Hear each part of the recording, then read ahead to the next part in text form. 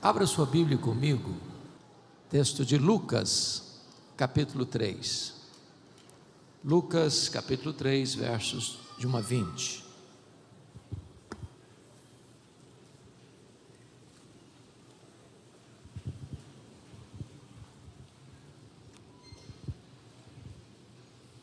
Após a leitura desse texto, peço que você mantenha a sua Bíblia aberta comigo, para examinarmos juntos esta passagem. No 15º ano do reinado de Tibério César, sendo Pôncio Pilatos governador da Judéia, Herodes tetrarca da Galileia, seu irmão Filipe tetrarca da região da Itureia e Traconites, e Lisânias tetrarca de Abilene, sendo sumos sacerdotes Anás e Caifás, veio a palavra de Deus a João, filho de Zacarias, no deserto. Ele percorreu toda a circunvizinhança do Jordão, pregando o batismo de arrependimento para a remissão de pecados, conforme está escrito no livro das palavras do profeta Isaías: voz do que clama no deserto, preparai o caminho do Senhor, endireitai as suas veredas. Todo vale será aterrado e nivelados todos os montes e outeiros. Os caminhos tortuosos serão retificados e os escabrosos aplanados, e toda a carne verá a salvação de Deus. Dizia ele, pois, às multidões que saíam para serem batizadas: raça de víboras, quem vos induziu a fugir da ira vindoura? Produzi, pois, frutos dignos do arrependimento. E não comeceis a dizer entre vós mesmos: temos por pai Abraão, porque eu vos afirmo que destas pedras Deus pode suscitar filhos a Abraão. E também já está posto o machado à raiz das árvores. Toda árvore, pois, que não produz bom fruto é cortada e lançada ao fogo. Então as multidões o interrogavam, dizendo: que havemos, pois, de fazer? Respondeu-lhes: quem tiver 2 túnicas, reparta com quem não tem, e quem tiver comida, faça o mesmo. Foram também publicanos para serem batizados e perguntaram-lhe: mestre, que havemos de fazer? Respondeu-lhes: não cobreis mais do que o estipulado. Também soldados lhe perguntaram: e nós, que faremos? E ele lhes disse: a ninguém maltrateis, não deis denúncia falsa, e contentai-vos com o vosso soldo. Estando o povo na expectativa, e discorrendo todos no seu íntimo a respeito de João, se não seria ele porventura o próprio Cristo, disse João a todos: eu, na verdade, vos batizo com água, mas vem o que é mais poderoso do que eu, do qual não sou digno de desatar-lhe as correias das sandálias.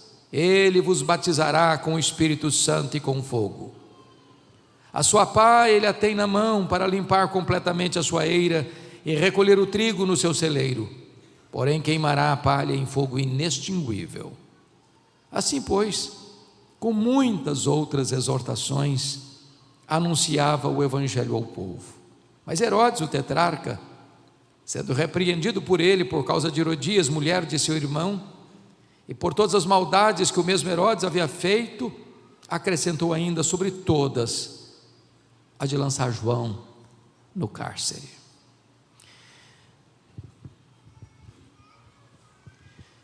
Meus amados, João Batista é certamente uma das figuras mais emblemáticas da Bíblia.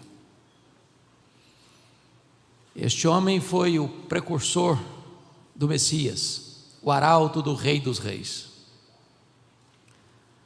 João Batista é uma espécie de dobradiça da Bíblia.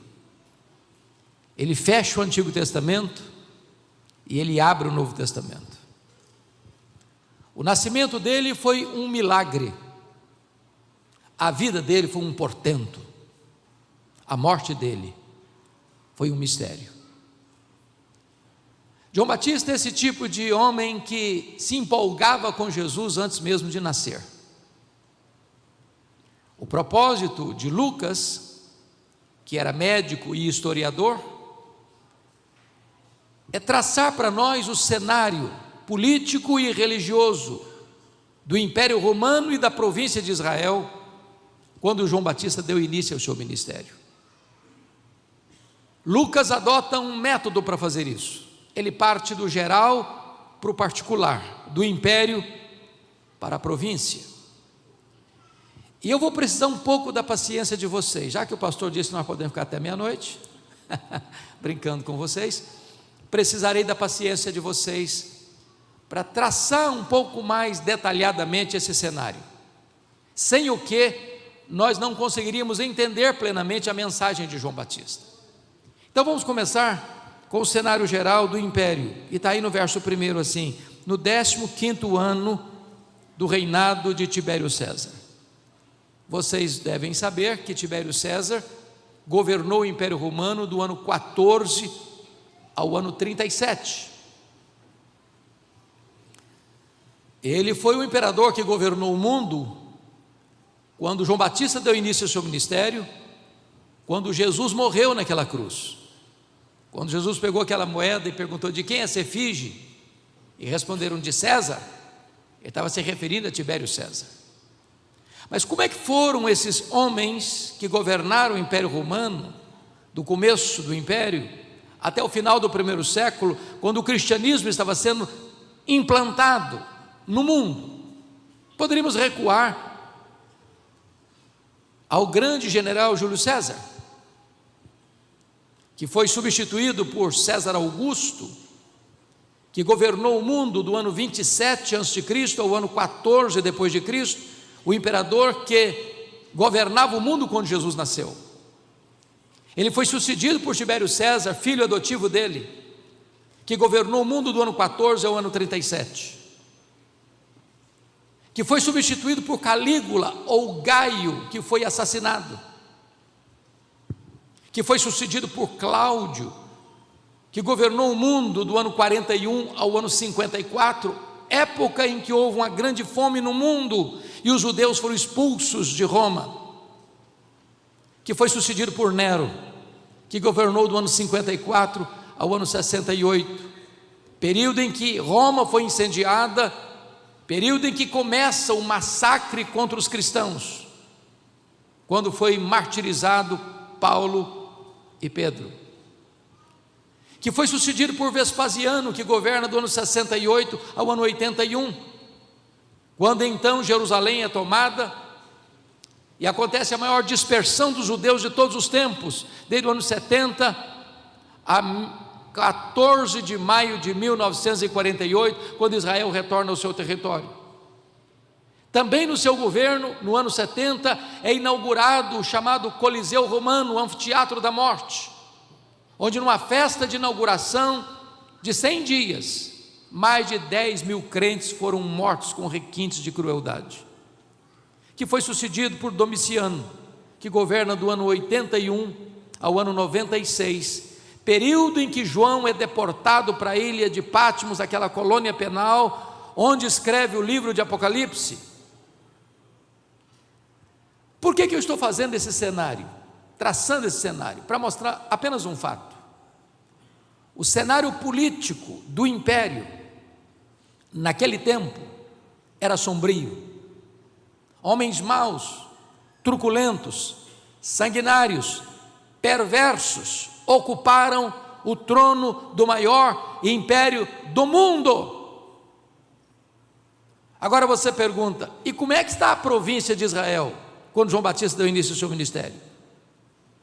Então, vamos prosseguir a leitura no verso 1. Sendo Pôncio Pilatos governador da Judéia, Herodes tetrarca da Galileia, seu irmão Filipe tetrarca da região de Tureia, Traconites, e Lisânias tetrarca de Abilene.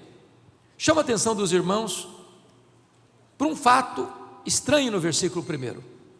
Tem uma ave estranha no ninho dos filhos de Herodes o Grande. Estamos falando de tetrarcas. Tetrarca é uma palavra que significa governo de uma quarta parte. Mas dos 4 filhos de Herodes que receberam tetrarquias, o primeiro nome não está aqui, que é Arquelau. No lugar de Arquelau, e Arquelau vai aparecer lá em Mateus 2:22, foi o tetrarca da Judéia, onde ficava Jerusalém. Mas Arquelau não está aqui no versículo 1. No lugar dele tem um governador romano, Pôncio Pilatos. Como é que Pôncio Pilatos veio parar aqui? Como é que ele caiu de paraquedas aqui? Por que ele está aqui? Por que no lugar dele não está aqui o filho de Herodes, o tetrarca da Judéia, Arquelau? Eu preciso, repito, da paciência de vocês para fazer essa retrospectiva, porque isso é fundamental para entendermos a mensagem de João Batista. Então me permita recuar um pouco na história, para quando encerra os escritos do Antigo Testamento com Malaquias, 400 anos antes de Cristo. Naquela época quem governava o mundo era o Império Medo-Persa. Vocês se lembram que quando o território de Judá, ou o reino do sul, o reino de Judá, foi levado para o cativeiro no ano 586, quem governava o mundo era o Império Babilônico. Mas durante os 70 anos que Israel ficou lá, o povo de Judá ficou lá na Babilônia, a Babilônia caiu nas mãos de um outro império, o Império Medo-Persa. Esse Império Medo-Persa também caiu nas mãos de um outro império, o Império Grego, ou Greco-Macedônio, com Filipe da Macedônia, com Alexandre o Grande, que espalha a cultura grega, a cultura helênica, que foi uma espécie de ataque frontal à fé judaica, para destruir os valores judaicos. Também espalha na época uma língua mundial, o inglês de hoje, a língua grega. Pois bem, queridos irmãos, com a morte precoce de Alexandre o Grande, não tendo ele herdeiro para o trono, ele tinha 33 anos de idade, o grande império greco-macedônio é dividido entre 4 grandes generais. Israel ficou ora sob o comando dos Seleucidas da Síria, ora sob o comando dos Ptolomeus do Egito. Foi nesse período que nós chamamos de interbíblico, ou de silêncio profético, que foi feita uma importante tradução do Velho Testamento, do hebraico, para o grego, a versão conhecida por todos nós como Septuaginta. Mas foi quando o Antíoco IV, Seleucida da Síria, governava em Israel, é que o templo de Jerusalém foi profanado. Foi sacrificada uma porca no altar do templo. Isso provoca uma guerra, a chamada Guerra dos Macabeus, quando o sacerdote Matatias e seu filho Judas Matatias Judas Macabeu entra nessa guerra e ganha a guerra e liberta Israel do poder estrangeiro. Inaugura em Israel um governo chamado governo Asmoneu. Porém, no ano 63 a.C., Pompeu conquista Israel e agrega Israel ao conhecido e poderoso Império Romano. E na época, ele nomeou um homem chamado Antípater como rei sobre todo o território de Israel. Com a morte de Antípater, agora vai ficar mais fácil acompanhar o raciocínio, o filho dele, que todos nós conhecemos como Herodes, e conhecemos como Herodes o Grande, recebe do imperador César Augusto e do Senado romano o título de rei dos judeus, e governa todo o território de Israel. Quem foi Herodes o Grande? 2 coisas merecem destaque. Primeiro, ele foi um grande gestor, um grande construtor. Tudo que tinha grande em Israel foi ele que fez. Por exemplo, foi ele quem ampliou e embelezou o templo de Jerusalém, tornando-o maior e mais esplendoroso do que o templo de Salomão. Foi ele quem construiu o porto de Cesareia, abrindo o comércio para o mundo e facilitando as viagens missionárias. Foi ele quem construiu a fortaleza de Massada, às margens do Mar Morto, para onde fugiram 3.000 judeus, quando Jerusalém foi tomada no ano 70. Foi ele quem construiu a fortaleza da Antônia, lá em Jerusalém, onde Jesus foi julgado por Pôncio Pilatos. Porém, esse homem, ele era muito cismado, e tinha muito medo de perder o poder, e ele se tornou extremamente truculento e cruel com todas as pessoas que ele imaginava ser opositor a ele ou concorrer com o trono dele. Então, me permita esclarecer isso para nós entendermos o versículo primeiro. Herodes I casou-se 9 vezes. 9 vezes. Por ser um homem muito truculento, o primeiro ato de governo dele, vocês sabem que a religião judaica era dirigida por um concílio chamado de Sinédrio, formado de 71 membros, o sumo sacerdote sendo o presidente do Sinédrio. Logo que ele assume o governo, ele manda matar mais da metade do Sinédrio, para dizer que quem manda sou eu. Dos muitos casamentos que ele teve, 9, uma esposa era a preferida dele, da nobreza de Jerusalém, chamada Mariana. Logo que ele se casou, a sogra dele, Dona Alexandra, pediu para ele nomear um sobrinho dela, Aristóbulo, com 17 anos de idade, como sumo sacerdote em Jerusalém. E ele nomeou. A religião estava corrompida. Para vocês terem uma ideia, do ano 27 antes de Cristo ao ano 14 depois de Cristo, 28 pessoas ocuparam o cargo de sumo sacerdote. Era o cargo mais alto da religião, comprado a peso de ouro. Como esse menino de 17 anos parecia ir bem e o povo começou a gostar dele, ele, enciumado com o sobrinho, mandou matá-lo. A sogra, com medo dele, fugiu para as sombras de Cleópatra, lá no Egito, e ele manda os emissários dele, lá no Egito, matar a sua sogra. Quando ele retorna, o imperador romano César Augusto o convoca a Roma para lhe dar uma descompostura e faz a seguinte declaração: é melhor ser filho de um porco do que ser filho de Herodes. Com medo de Mariana, cuja família estava sendo assassinada por ele, a esposa preferida, conspirasse contra ele na sua viagem para Roma, antes de viajar para Roma, ele mata a sua esposa preferida, Mariana.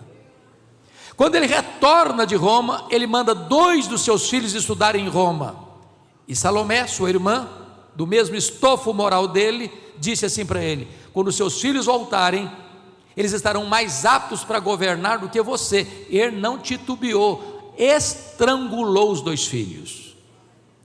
Quando ele estava doente para morrer na instância mineral de Jericó, ele fez Salomé, sua irmã, jurar para ele: no dia que eu morrer, você vai me prometer de matar pelo menos um membro de cada família rica e nobre de Jerusalém, porque quero ter choro e lágrimas no meu funeral. Pastor Samuel, esse breve relato me ajudou a entender um versículo da Bíblia, queridos pastores, que durante anos, mesmo depois de ser ordenado ministro, eu não entendia. Eu não entendia Mateus 2. Lembra lá? Quando os magos vieram do Oriente, chegando em Jerusalém, chegaram em Jerusalém e fizeram a seguinte pergunta: onde está o recém-nascido rei dos judeus? Vimos a sua estrela no Oriente e viemos para adorá-lo. E diz o texto que o rei Herodes se alarmou, e com ele toda a cidade de Jerusalém se alarmou. Ué, mas como um rei se alarma com uma simples pergunta dessa? Como é que uma cidade toda fica desesperada, empolvorosa com a pergunta dessa? É porque Jerusalém sabia quão sanguinário, quão truculento era esse homem, sempre que alguém, possivelmente na imaginação dele, estava concorrendo com ele o seu trono. É por isso que mandou matar todas as crianças de Belém e ao redor, para tentar eliminar esse chamado rei dos judeus.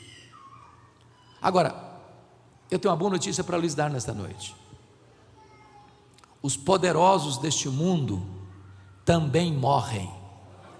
Só Jesus, o Rei dos Reis, o Senhor dos Senhores, permanece eternamente no trono. Com a morte de Herodes, 4 dos seus filhos recebem poder político. Nós chamamos isso de tetrarquia. Está lá em Mateus 2,22, que o tetrarca da Judéia era Arquelau, filho dele. Por que não está aqui o nome dele? Por que no lugar de Arquelau está Pôncio Pilatos aqui? O que aconteceu foi o seguinte: Arquelau era pior que o pai.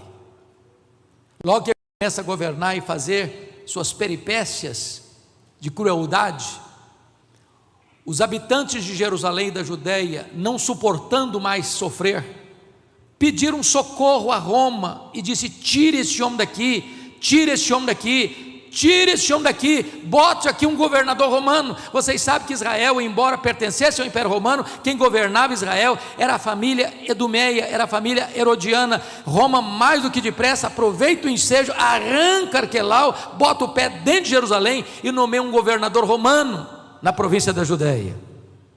Vale destacar que Pôncio Pilatos não é o primeiro, é o quinto governador.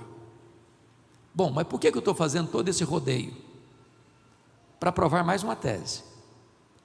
Se o cenário político do Império Romano era de truculência e perseguição, o cenário político da província é pior ainda. Eu pergunto a vocês, esse time aí do versículo 1, Pôncio Pilatos, Herodes Antipas, Filipe, entenda-se Filipe II, Lisânias, era gente boa? Esse time era gente boa? Não, eram homens maus, perversos, assassinos, sanguinários. Em outras palavras, o cenário político do império e da província, quando João Batista foi levantado por Deus, era o pior possível. Bom, mas você pode perguntar, mas quem sabe a religião seja o porto seguro então, que vai trazer esperança para esse povo. Como é que estava a religião? Dê uma olhadinha no versículo 2. Sendo sumos sacerdotes Anás e Caifás. O que está estranho aqui? Só tinha um sumo sacerdote, aqui tem dois. A religião está corrompida, a palavra de Deus já foi esquecida há muito tempo, os valores de Deus não servem mais para essa geração. O Anás era o sogro, o Caifás era o genro. O Anás já tinha sido deposto, mas ele era muito influente e nos bastidores quem mandava era ele. Diríamos nós, na linguagem bem brasileira, que o Anás era o sumo sacerdote de fato e o Caifás era o sumo sacerdote de direito. Tanto é verdade que quando Jesus foi julgado, foi preso e foi interrogado, quem interrogou Jesus não foi Caifás, foi Anás.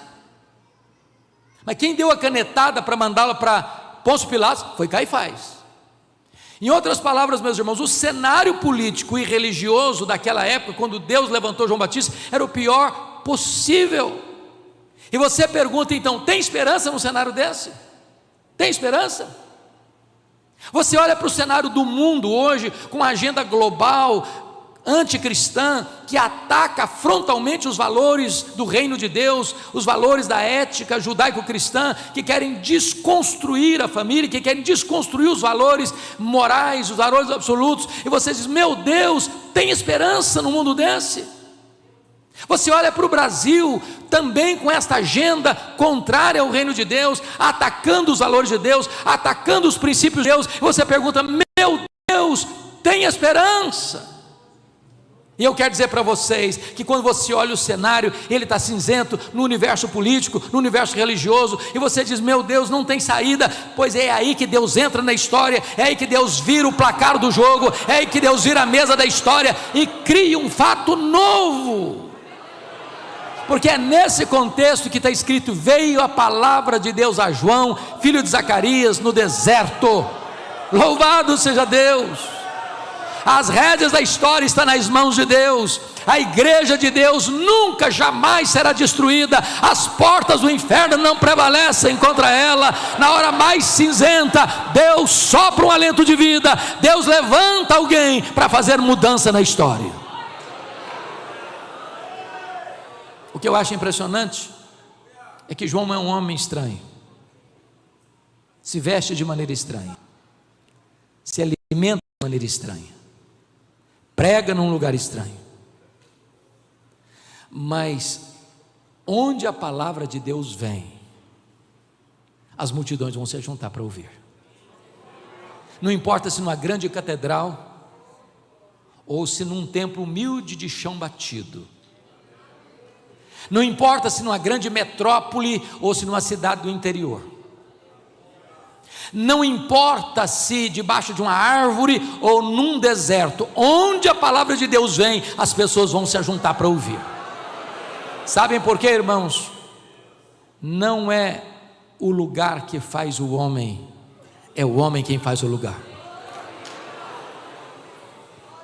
Agora, como é que foi o ministério dele? Vamos dar uma olhadinha no versículo 3? Está escrito o seguinte: ele percorreu toda a circunvizinhança do Jordão. Irmãos, isso aqui é mais do que uma informação, isso aqui é uma metodologia. Leia os profetas, leia João Batista, leia Jesus, leia os apóstolos, e todos eles pregaram lá fora, onde as pessoas estavam. Hoje nós queremos que as pessoas venham cá dentro, onde nós estamos. Enquanto eles gastaram as solas dos sapatos, nós gastamos os assentos dos bancos. A agenda da igreja sempre foi centrífuga para fora. Hoje a igreja contemporânea está transformando a agenda da igreja em centrípeta para dentro. Se nós quisermos impactar o mundo, nós teremos que ir lá fora onde as pessoas estão. O que ele pregou? Depois de 400 anos de silêncio profético. Tem templo, tem música, tem festa, tem sacrifício, mas não tem palavra de Deus.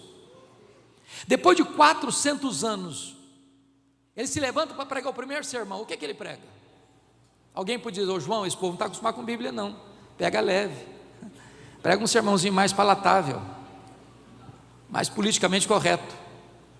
Se você pegar pesado, primeiro sermão, esse povo não está acostumado não.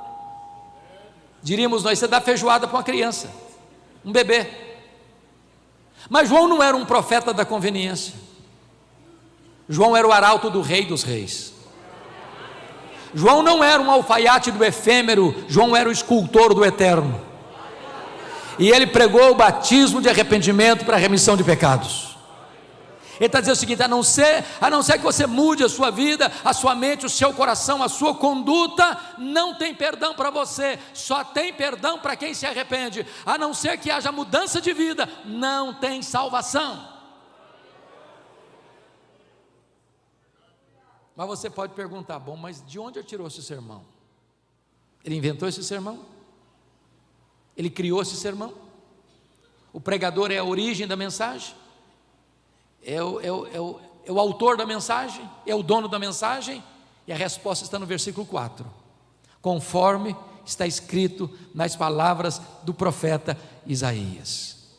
Depois de 400 anos que ninguém escutava um sermão, o primeiro pregador que se levanta, abre a Bíblia e prega a Bíblia.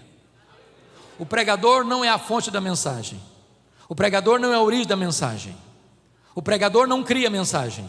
A mensagem não é nossa, a mensagem é de Deus. Deus não tem nenhum compromisso com a palavra do pregador, Deus tem compromisso com a sua palavra. O que tem promessa de não voltar vazia não é a palavra do pregador, é a palavra do Deus vivo. Então abra a Bíblia e prega a Bíblia, porque ela é viva, ela é atual, ela é oportuna, ela é poderosa, ela não precisa ser ressignificada, ela não precisa ser atualizada, porque ela não é nova nem velha, ela é eterna e ela jamais passará. Louvado seja o nome do Senhor.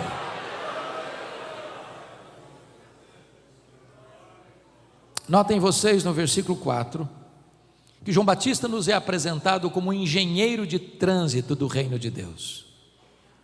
Voz do que clama no deserto, preparai o caminho do Senhor. O pano de fundo, irmãos, dessa declaração é que naquele tempo os grandes impérios, os grandes reinos, os imperadores ou os reis, quando iam visitar uma província longínqua, não tendo estradas adequadas para a comitiva real passar, ele mandava os seus engenheiros abrindo estradas, abrindo caminhos, preparando o caminho para a realeza passar. Pois João Batista é esse engenheiro de trânsito. Ele não está falando de estrada, está falando do seu coração, do meu coração, do nosso coração. Irmãos, entendamos isso. O mundo só vai ver Jesus na igreja e através da igreja. Quando João recebe uma revelação na ilha de Patmos, e ele escuta uma voz atrás dele, como voz de trombeta, e ele se volta para ver quem falava com ele. Ele não vê quem falava com ele, ele viu as 7 igrejas, os 7 candeeiros. e Jesus no meio das igrejas. O meu papel, o seu papel, é preparar o caminho do Senhor, para que Ele se revele ao mundo. A minha vida não pode ser um obstáculo, precisa ser uma estrada aberta para Jesus passar. Eu chamo isso, meus irmãos, de avivamento espiritual. Eu tive o privilégio, pastor Samuel, de visitar um dos grandes avivamentos do século XX, em Quassisabanto, na África do Sul. Ali aconteceu um avivamento em 1966. Coisas extraordinárias aconteceram. Para vocês terem uma ideia, eles construíram um templo numa fazenda para 15 mil pessoas, com 3 cultos por dia, caravanas do mundo inteiro indo ver o que Deus estava fazendo. Cegos viram, tetraplégicos andaram, mortos ressuscitaram, feiticeiros se converteram, multidões e multidões se chegando a Cristo. Eu tive o privilégio de ouvir o testemunho da regente do coral, que ficou morta 17 horas no caixão. Quando estava sendo levada para o cemitério, o Senhor a levantou da morte. Se você quiser conhecer um pouco dessa história, tem um livro em português, Reavivamento na África do Sul. Se você tem acesso ao inglês, tem uma obra mais completa, God Among the Zulus, Deus entre os Zulus, de Kurt Koch, onde todos esses fatos são narrados. E nós fomos para lá, pastor, com uma caravana grande, quase 100 pessoas. Ficamos lá mais de 10 dias. Brasileiro é muito místico, todos nós somos um pouquinho. E aí muitos de nós começou a pensar, quem sabe a gente vai ver algum milagre. Pasmem vocês, ficamos 10 dias lá, não escutamos sequer a palavra milagre.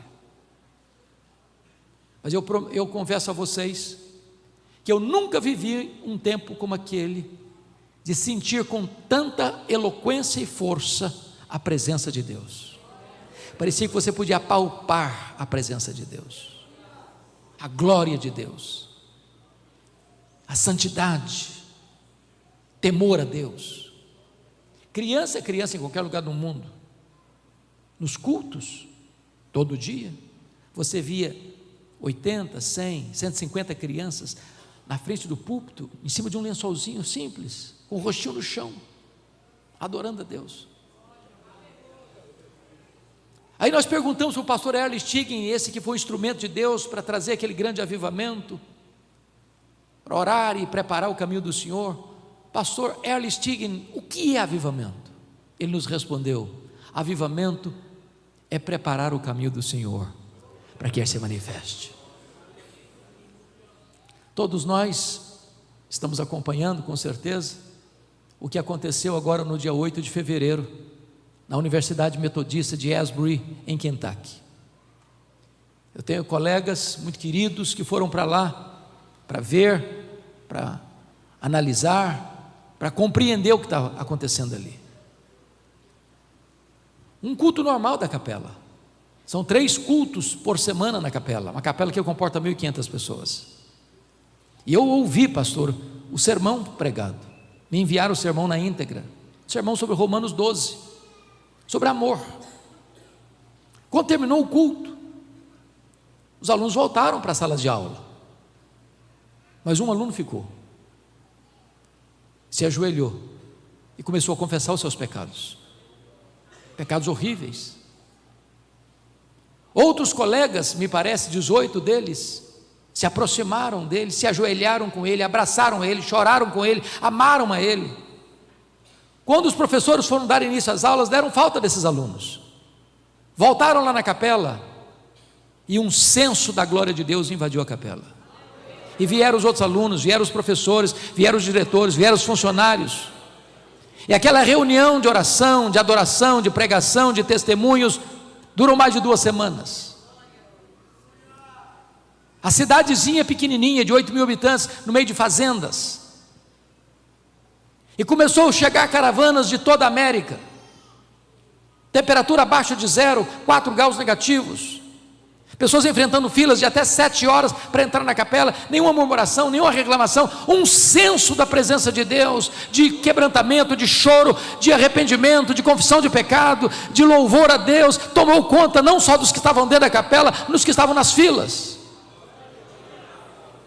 Um pastor, meu amigo, um homem de cabelos brancos, um homem piedoso, um homem de Deus, pastor Valdir Reis, disse assim para mim: Hernandes, a minha vida tem um antes e tem um depois.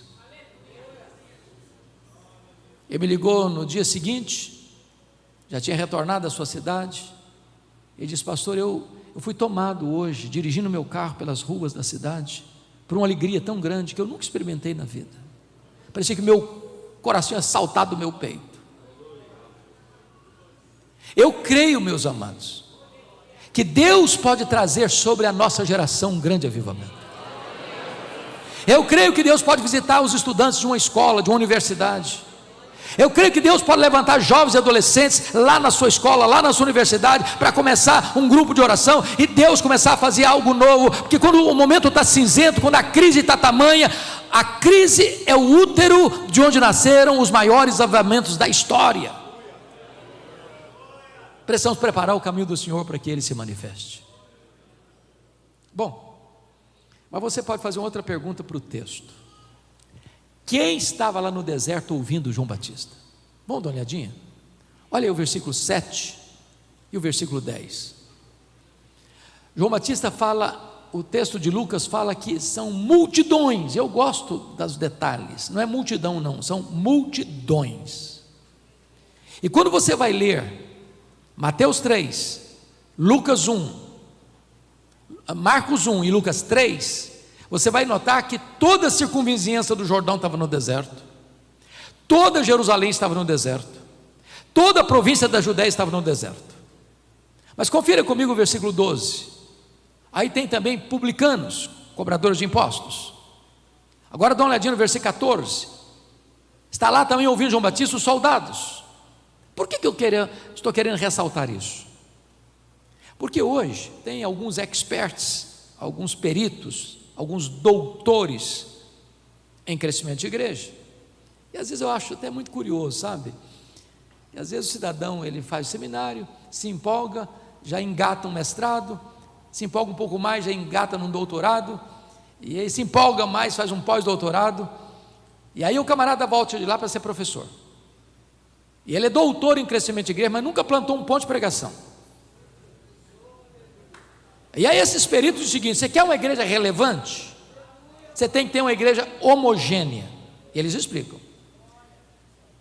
Um diz assim: eu quero plantar uma igreja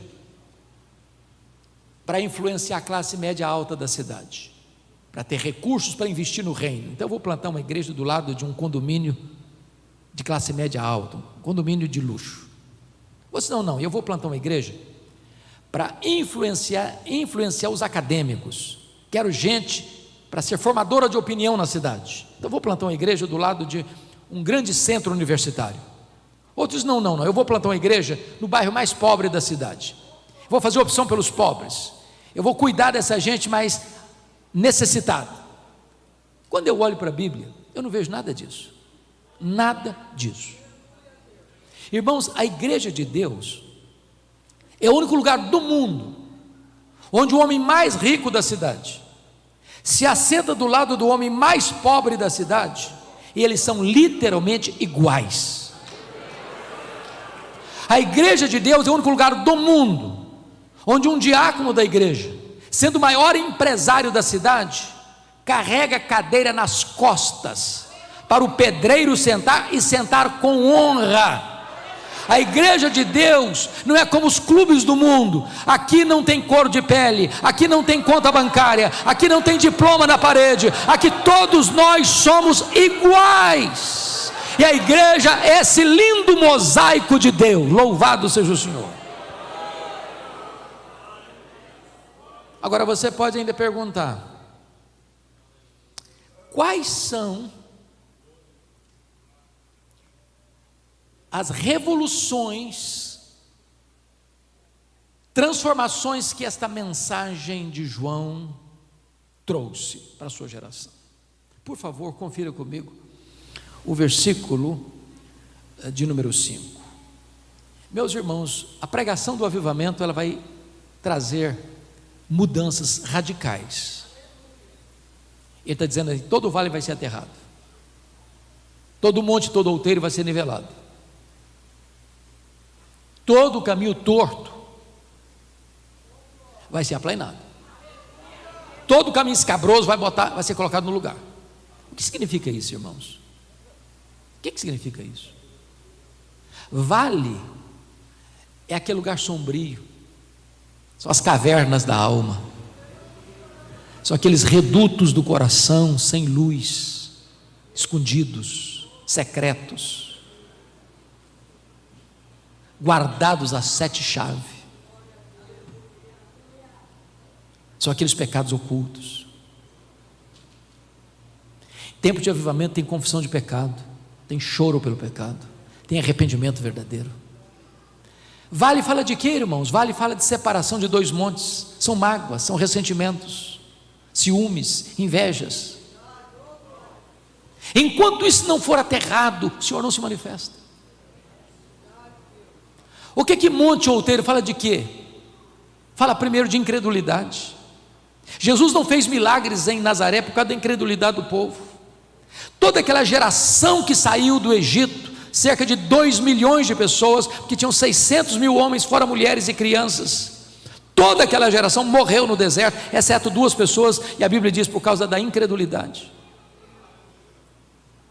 Se creres, verás a glória de Deus, mas se não creres, não verás a glória de Deus.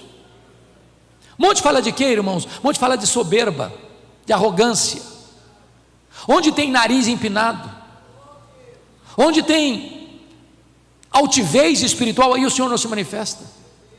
O avivamento traz quebrantamento, humildade. Caminho torto fala de quê, irmãos? De hipocrisia, de uma coisa aqui, outra ali, outra acolá. Quando o pastor Capelão pregou agora em Esbury esse sermão de Romanos 12, uma coisa me chamou a atenção, e quando ele colocou assim, que nós devemos preferir uns aos outros em honra, ele disse: é muito bonito, mas não é prática. Nós não praticamos isso, nós não vivemos isso. Nós sempre botamos o nosso interesse na frente, primeiro o nosso, depois, se sobrar, dos outros. O nosso cristianismo tem muito mais de propaganda do que de realidade. E quando o Senhor chega, quando o Senhor impacta a nossa vida, então o caminho que é torto, a hipocrisia, tem que sair, e a vida vai ser reta na presença de Deus.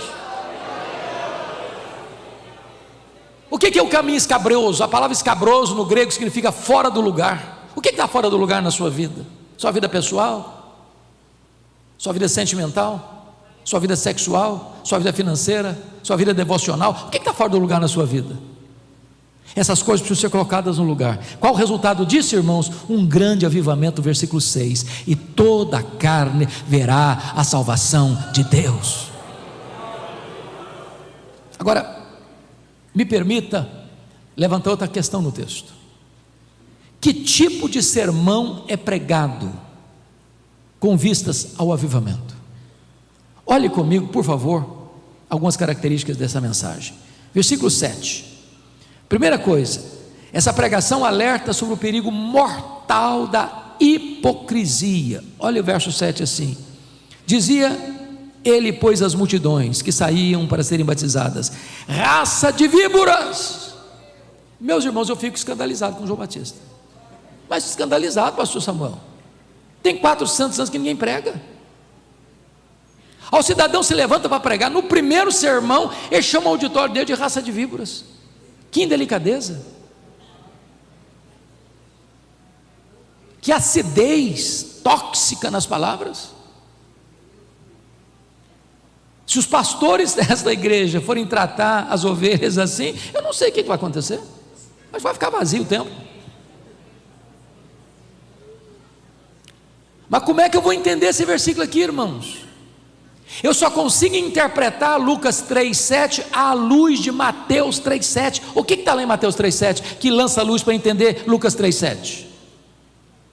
Está lá em Mateus 3,7 que quando João Batista vê as multidões vindo, ele vê muitos fariseus e muitos saduceus. Então ele disse: raça de víboras.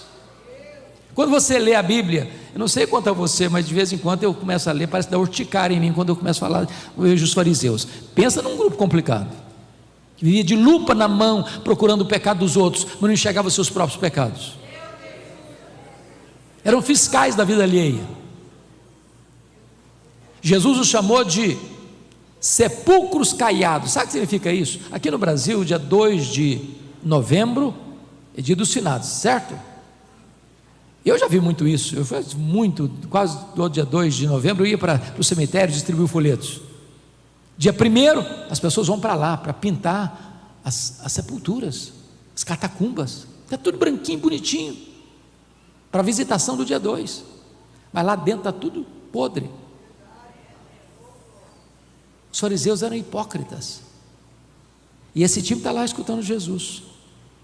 Agora preste atenção no que eu vou lhes dizer. Os fariseus não foram sempre assim, não. Os fariseus surgiram quando e por quê? Eles surgiram no período interbíblico, do silêncio profético, para resistir o que eu chamei no começo de helenização do mundo, a cultura grega, que era contrária à fé judaica. Os fariseus surgiram como um movimento de reforma e reavivamento, para preservar a verdade, a piedade, a sã doutrina. Mas com o tempo os fariseus foram se perdendo, com o tempo eles foram fazendo concessões, com o tempo eles mantiveram a forma, mas perderam a essência. Jesus os chamou de hipócritas. E os saduceus? Os saduceus surgiram também nesse mesmo período, eram da elite, mas eles se corromperam mais rapidamente, sucumbiram à cultura grega. Tanto é fato, vocês sabem disso, que os saduceus não acreditavam em anjos, em ressurreição. Por quê? Porque os gregos não acreditavam. Em vez de eles influenciar o mundo os influenciou. Tornaram-se colaboracionistas de Roma. O que ganharam em moeda de troca? Preste atenção nisso. A mina de ouro da religião judaica, a exploração do templo. Vocês sabem que tudo acontecia no templo, as festas no templo, os sacrifícios no templo. Então, entenda o que eu vou falar agora. Multidões chegavam para as festas em Jerusalém. É só ler Atos 2. O que acontecia? Nenhum adorador podia comprar qualquer sacrifício, seja um cordeiro, seja uma pomba, seja uma rola, com dinheiro estrangeiro. Tinha que fazer a troca da moeda, e não podia fazer fora não, tinha que fazer lá na praça do templo, nas mesas dos cambistas, com taxas abusivas, para embolsar a grana. Nenhum adorador podia trazer de casa o sacrifício, nenhum cordeiro, nem uma rola, nem uma pomba, tinha que comprar lá na praça do templo. A praça do templo era cheia de mesas de cambistas, cheia de currais de ovelhas, cheia de gaiolas, de pombas e de rolas. E Jesus então ficou irado com isso, pegou o chicote, virou a mesa dos cambistas, abriu os currais, abriu as gaiolas e disse: vocês estão transformando a casa do meu pai, casa de oração, em covil de salteadores. O que é um covil? É o lugar que o ladrão rouba e corre para lá para se esconder. Esse time está lá escutando João Batista. E quando João Batista vê muitos fariseus e muitos saduceus, ele diz: raça de víboras. Por que ele está dizendo isso? Preste atenção, é que a hipocrisia é pior do que o veneno das víboras. Quem colocou veneno nas víboras foi o próprio Deus, mas quem coloca a hipocrisia no coração é o diabo. Segunda ênfase de um sermão de avivamento: alerta sobre o perigo real do inferno. Olha o versículo 7: quem vos induziu a fugir da ira vindoura? Eu fico escandalizado de novo com João Batista. Irmãos, é impensável isso. Tem 400 anos que ninguém prega. O primeiro sermão tem tanta coisa boa para pregar. Podia pregar sobre o amor de Deus, a bondade de Deus, a graça de Deus, o perdão de Deus. O cara vai pregar o primeiro sermão e prega sobre o inferno. Dá para entender isso? Posso garantir a vocês uma coisa: nenhuma ovelha, ao escutar o seu pastor pregar um sermão sobre o inferno, dá um tapinha nas costas do pastor na porta da igreja e diz: pastor, Que sermão maravilhoso que o senhor pregou hoje. Eu estou saindo até mais leve da igreja hoje. Não dá ibope não. Não dá ibope. Mas preste atenção nisso. É melhor escutar sobre o inferno do que ir para o inferno.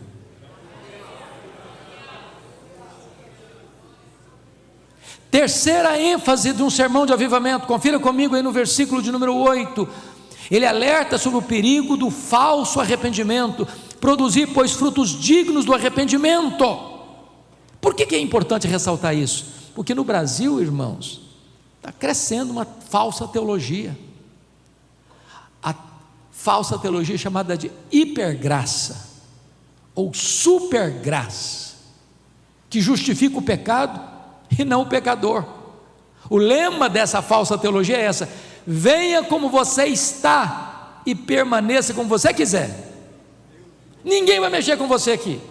Aqui você pode viver o que você quiser, ninguém vai meter o bedelho no seu nariz, na sua vida. Não, aqui você é livre, faça o que você quiser. Aqui você é livre, que Deus ama você, do jeito que você tiver, do jeito que você fizer, não tem problema, no final vai dar tudo certo. Isso é uma falsa teologia, isso é uma falsa graça. A graça não vem para justificar o pecado, ela vem para justificar o pecador. Ela transforma o caráter, ela transforma a vida, ela transforma a família, ela transforma a sociedade. A graça muda o homem para ser nova criatura.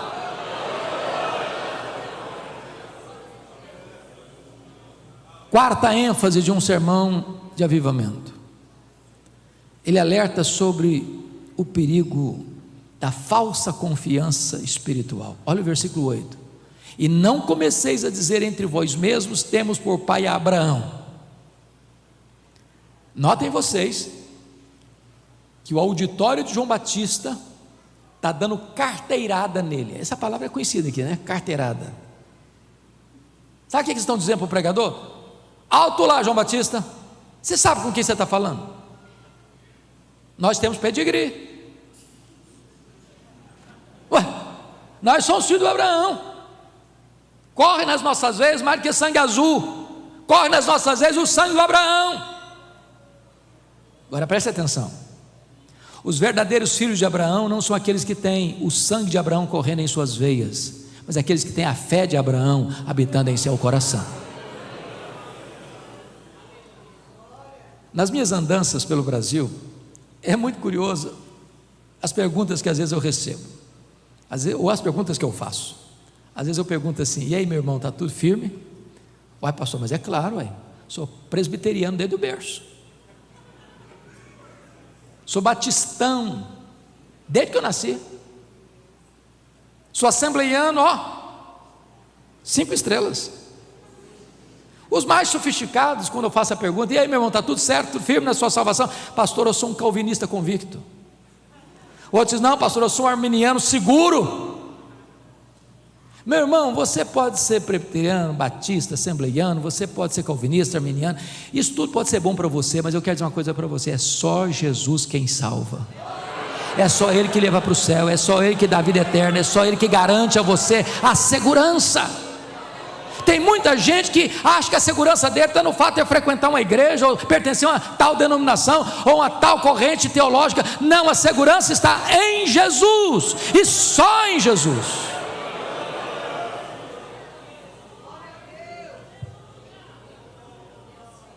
O último alerta que João traz aqui para nós, irmãos, no seu sermão de avivamento, é o perigo de uma vida infrutífera. Olha o verso 9. Ele diz assim: e também já está posto o machado à raiz das árvores, toda árvore, pois que não produz bom fruto, é cortada e lançada no fogo. Você quer saber se o cara é crente mesmo? Não escuta o que ele fala, veja o fruto que ele produz. Agora, amados, vamos voltar para o texto, fazer outra pergunta para o texto. Esse tipo de sermão dá resultado? Tem efeito? Vamos ver. Confira comigo os versos 10 e 11. Quando João Batista está pregando para as multidões, aqui tem um ponto muito importante a destacar. Em tempos de avivamento, irmãos, em tempos de avivamento, o apelo não parte do pregador para o auditório, o apelo parte do auditório para o pregador. João Batista está pregando, e as multidões perguntam: o que é que nós vamos fazer, João, com esse sermão de arrependimento? Foi assim no Pentecostes, quando Pedro está pregando um sermão cristocêntrico, a morte de Cristo, a ressurreição de Cristo, a ascensão de Cristo, a exaltação de Cristo, o senhorio de Cristo, o auditório dele que pergunta: o que nós vamos fazer? E Pedro respondeu: arrependei-vos, e cada um de vós seja batizado em nome do Senhor Jesus Cristo, para a remissão dos vossos pecados, e recebereis o dom do Espírito Santo. E essa promessa não é só para vós, é para os vossos filhos, para aqueles que ainda estão longe, para quantos o Senhor nosso Deus chamar. As multidões estão ouvindo João Batista e perguntaram: João, o que é que nós vamos fazer com essa mensagem, João? E ele respondeu assim: quem tiver 2 túnicas, dê uma para quem não tem; quem tiver comida, faça o mesmo. Irmãos, vamos entender uma coisinha aqui importante. Aquele tempo era muito diferente de hoje. Eu não tenho dúvidas de que todo mundo que está nesse auditório, todo mundo está nesse auditório, e as pessoas que estão nos acompanhando pelas mídias sociais, se abrir o guarda-roupa, tem mais roupa lá do que precisa, e nós estamos comprando mais. Naquela época não era assim não. Naquela época o cidadão comprava uma túnica e usava a túnica até acabar, aí comprava outra. Quem tinha 2 túnicas era o só fulano. Aí João Batista dizia assim: você tem 2? Dê uma para quem não tem. Você tem comida em casa? Reparta. Então você quer saber se o cara é crente mesmo? Veja se ele é generoso. Não combina, irmãos, crente mão de vaca, pão duro, suvina, avarento. Crente tem o coração aberto, crente tem o bolso aberto, crente tem a mão aberta, crente tem a casa aberta, crente é generoso.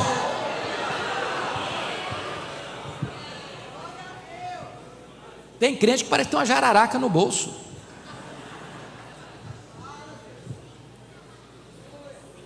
Vamos ver o segundo resultado. Confira aí comigo, por favor, versículos 12 e 13. Está escrito o seguinte: que foram também os publicanos para serem batizados e perguntaram-lhe: mestre, o que havemos de fazer? Respondeu-lhes: não cobreis mais do que estipulado. Veja que os publicanos já são mais diplomáticos, já querem rasgar um pouco de seda, fazer um pouco de elogio, aí chamam Jesus de mestre. Mestre, e nós? Eles eram os cobradores de impostos. Jesus responde assim: não cobreis mais do que o estipulado. Nós estamos falando agora de Receita Federal, estou falando do leão. Eu quero dizer para você que o leão está de olho em você e sabe mais da sua vida do que você mesmo. Naquela época, entretanto, não era como hoje. Roma não tinha a mesma estrutura para arrecadar tributos e impostos como se tem hoje. Então o que Roma fazia? Roma dava uma concessão para um indivíduo recolher os tributos daquela região, com o compromisso de repassar aos cofres de Roma um valor devido. Mas Roma não estava nem aí se essa pessoa, publicano, cobrasse muito mais e embolsasse o resto. Os publicanos eram a raça mais odiada daquela época. Eles exploravam as pessoas, eles aproveitavam da miséria alheia para ficarem ricos. E esse time está lá escutando João Batista. E nós, mestre, vamos fazer o que com esse sermão seu? Ele respondeu: não cobreis mais do que o estipulado. Você quer saber se o cara é crente mesmo? Veja se ele não passa a perna nos outros, veja se ele é honesto nos seus negócios. Crente não faz falcatrua, crente não explora os outros, crente não cria mecanismos para ganhar dinheiro de maneira desonesta. Crente é íntegro, crente é confiável. Irmãos, eu não sei se vocês concordam comigo, mas rodando por aí, a conclusão que eu chego é que a igreja evangélica brasileira precisa passar por um choque ético. Crente honesto,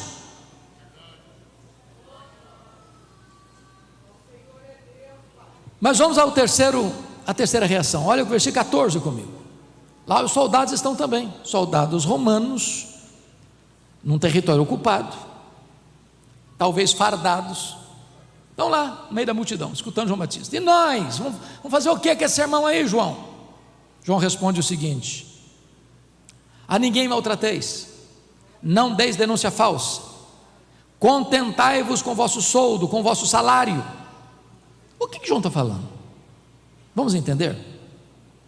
Qualquer pessoa, irmãos, investido de autoridade, seja fardado, militar ou civil, o risco de uma pessoa no exercício da sua autoridade extrapolar, exorbitar no exercício da sua liderança e machucar alguém é muito grande.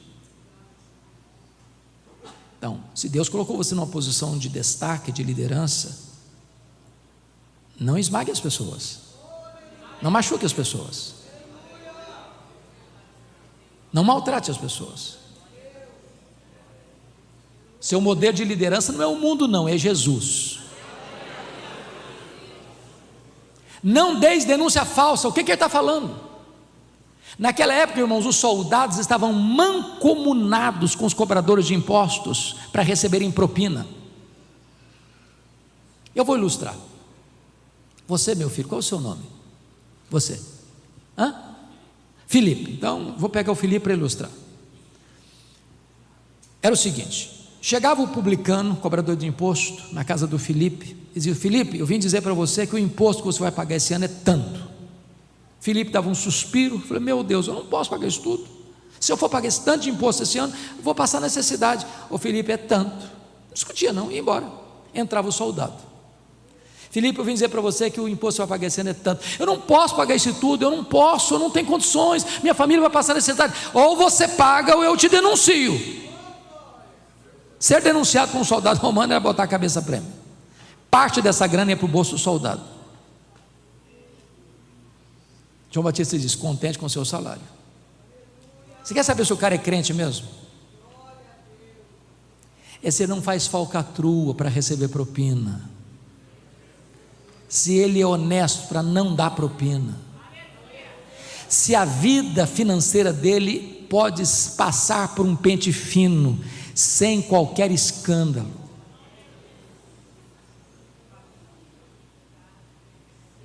Irmãos, o Evangelho transforma o caráter, a vida, a família, a política, a economia, o comércio, o parlamento, o palácio, a corte. O Evangelho transforma a escola, a universidade. O Evangelho muda tudo, porque esta é a proposta de Deus. Bom, me permita agora caminhar mais para o encerramento. Eu quero falar 3 coisas agora do pregador. A primeira coisa que o pregador nos mostra, irmãos, é que ele tem consciência de quem ele é. Veja comigo o verso 15 e 16. Estando o povo na expectativa, quem é povo? É um coletivo das multidões do verso 7 e 10. Povo. Estando o povo na expectativa e discorrendo todos, preste atenção, discorrendo quem? Quantos? Todos, no seu íntimo. Se não seria ele porventura o próprio Cristo, disse João a todos: eu na verdade vos batizo com água, mas vem o que é mais poderoso que eu, do qual não sou digno de desatar-lhe as correias das sandálias, e ele vos batizará com o Espírito Santo e com fogo. Vamos entender isso aqui. João Batista, diríamos nós hoje, era um cara de leão, não tinha medo de ninguém, ele pregava. Aí de repente as multidões todas começam a ouvir o João Batista, cara de leão, e começam a pensar assim: você quer saber de uma coisa? Esse cara não veio preparar o caminho do Messias, é coisa nenhuma, ele é o próprio Messias. Ô gente, é ele não é precursor nada, é ele mesmo, ele é o próprio Messias. Preste atenção nisso. Nenhuma voz discordante de toda aquela multidão. 100% dos votos que entraram na urna eram para ele. Ele é o Messias, ele é o Messias. Vocês lá de trás aí, ó, esse João aqui é o Messias, é ele mesmo. E aquela cogitação de toda a multidão se resume numa pergunta que beija os ouvidos de João Batista com aquela voz sedosa e aveludada do sibilo da serpente. E a pergunta era esta: porventura tu não és o próprio Cristo? Olha a tentação aí, olha o perigo aí, olha a tentativa de botar um homem no pedestal aí. Se João tivesse engolido aquela isca venenosa, ele podia coçar a cabeça e dizer: gente, quer dizer, na verdade, eu acho que eu sou um fenômeno. Porque tem 400 anos que ninguém junta tanta gente igual eu. Essa multidão no deserto aqui. Aliás, se eu me declarar Messias aqui, o povo já tem do meu lado. Muitos outros já tinham se levantado e declarado Messias, por conta própria. Mas João Batista não engoliu a isca venenosa, não. Ele foi categórico: eu não sou o Messias, eu vim preparar o caminho do Messias. Eu não sou o verbo, eu sou apenas uma voz que clama no deserto. Eu não sou a luz, eu aponto para Jesus e digo: este é a verdadeira luz que vinda ao mundo ilumina todo homem. Eu não sou o cordeiro, eu aponto para Jesus e digo: este é o Cordeiro de Deus que tira o pecado do mundo. Eu não sou o noivo, eu sou apenas o amigo do noivo. Eu batizo com água, mas aquele que vem depois de mim é mais poderoso do que eu, e ele vos batizará com o Espírito Santo e com fogo. Eu não sou sequer digno de me curvar, desatar as correias das suas sandálias. Eu tenho um lema de vida: convém que ele cresça e que eu diminua.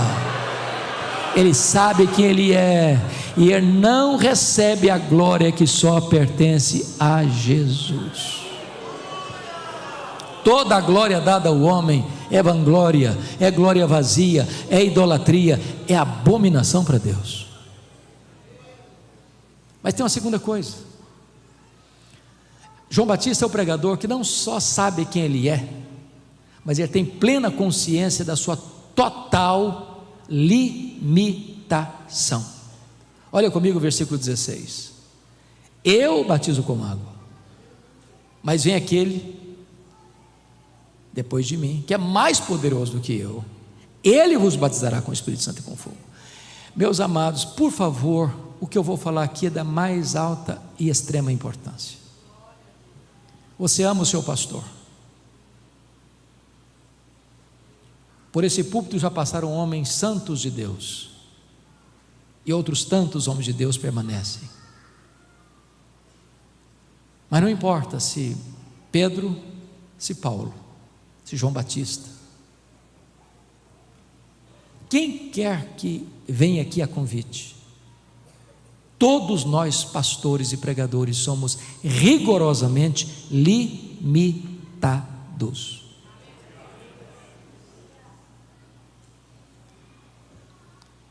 Não importa como um pastor batiza, se por imersão, se por efusão, se por aspersão, o pastor só sabe lidar com o símbolo, com a água. Só Jesus batiza com o Espírito Santo e com fogo.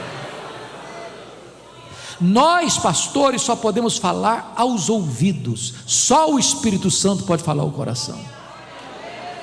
Nós pastores podemos pegar os elementos da ceia, partir o pão e distribuir o cálice, mas só o Espírito Santo pode tornar isso eficaz no coração das pessoas. O vaso é de barro, para que a excelência do poder seja toda de Deus e não nossa. Somos limitados, mas nós pregamos o Cristo vivo e todo-poderoso. Somos limitados, mas esta palavra é viva e poderosa. Somos fracos, mas o nosso Deus é onipotente. Louvado seja o Senhor. Finalmente, último lugar: